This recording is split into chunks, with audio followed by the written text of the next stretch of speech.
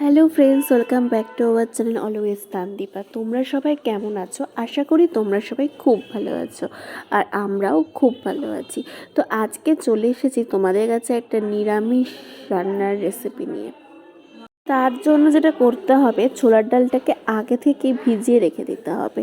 তারপর ছোলার ডালটাকে একটা কাঁচা লঙ্কা মিক্সিতে পেস্ট করে নিতে হবে, আর ওদিকে আলুটাকে ভাপিয়ে নিতে হবে, আর এদিকে মশলাটা রেডি করে নিতে হবে। জিরের গুঁড়ো, ধনের গুঁড়ো, গোলমরিচের গুঁড়ো, তারপরে পরিমাণ মতো হলুদ, পরিমাণ মতো লবণ, তারপর সামান্য চিনি আর লঙ্কার গুঁড়ো দিয়ে আর টমেটো দিয়ে কিন্তু মশলাটাকে জলের মধ্যে কিছুক্ষণ ভিজিয়ে রাখতে হবে। এতে কি হয়, মশলার টেস্ট কিছুক্ষণ ভিজিয়ে রাখলে মশলার টেস্টটা কিন্তু আরও বেশি ভালো লাগে রান্নাতে।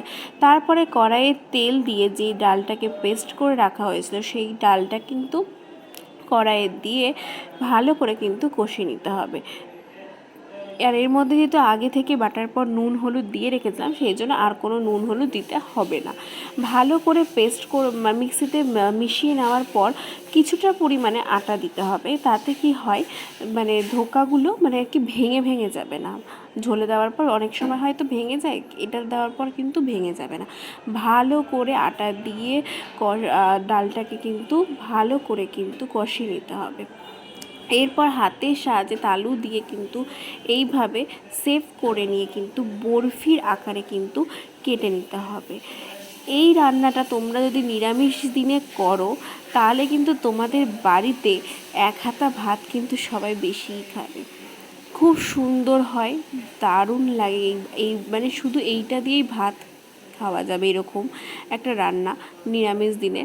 তো এবারে দেখো, বরফির আকারে কিন্তু ধোকাটাকে কেটে নেওয়া হয়েছে, ডালটাকে কেটে নেওয়া হয়েছে। এরপর কড়াইয়ে তেল দিয়ে কিন্তু ধোকাটাকে কিন্তু ভেজে নিতে হবে। একেবারে লো আঁচে করে কিন্তু ভাজতে হবে ধোকাটাকে। আর যারা আমার চ্যানেলে নতুন আছো তারা কিন্তু চ্যানেলটিকে অবশ্যই সাবস্ক্রাইব করে দিও। আর এত সুন্দর রেসিপিটা দেখার জন্য কিন্তু পুরো ভিডিওটা স্কিপ না করে কিন্তু দেখতে হবে। তো দেখো, ধোকাটাকে লাল লাল করে ভাজা হয়ে গেছে। এরপর কড়াইয়ের মধ্যে গোটা জিরে, তেজপাতা দিয়ে কিন্তু আলুটাকে কিন্তু ভেজে নিতে হবে, লাল লাল করে ভেজে নিতে হবে। আলুটাকে হলুদ দিয়ে ভাজবো, যেহেতু আমরা ভাপানোর সময় লবণ দিয়েছিলাম, সেই জন্য আর এক্সট্রা করে ভাজার সময় কোনো লবণ দেব না।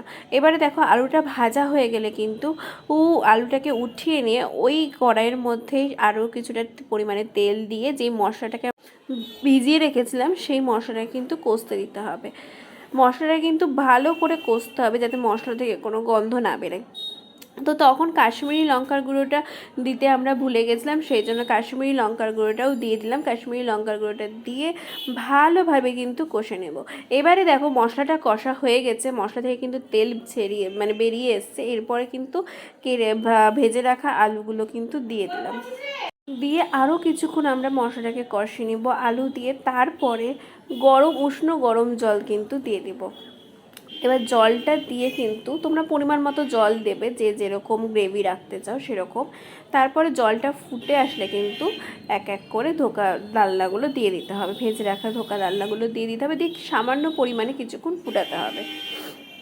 তো এরপর দেখো, আমাদের রান্নাটা কিন্তু একদম রেডি হয়ে গেছে। এবার গরম মশলার গুঁড়ো দিয়ে কিন্তু আমরা কিন্তু নামিয়ে দেবো। দেখো কত সুন্দর কালার এসছে, আর খেতেও খুব সুন্দর হয়েছিল। আমি তো বলবো তোমরা অবশ্যই বাড়িতে একবার এই রান্নাটা ট্রাই করে দেখো, তোমাদেরও খুব ভালো লাগবে নিরামিষ দিনের এই রান্নাটা খেতে।